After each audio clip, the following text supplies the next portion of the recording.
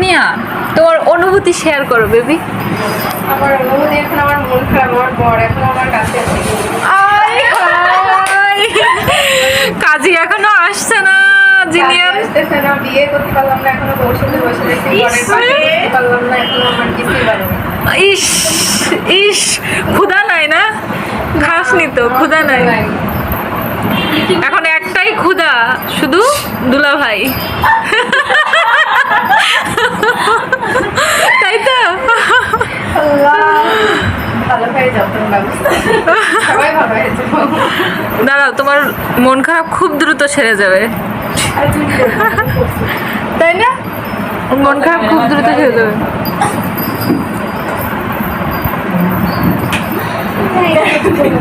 তোদের মন খারাপও হবে না, তোরা বিয়েও করবি না। না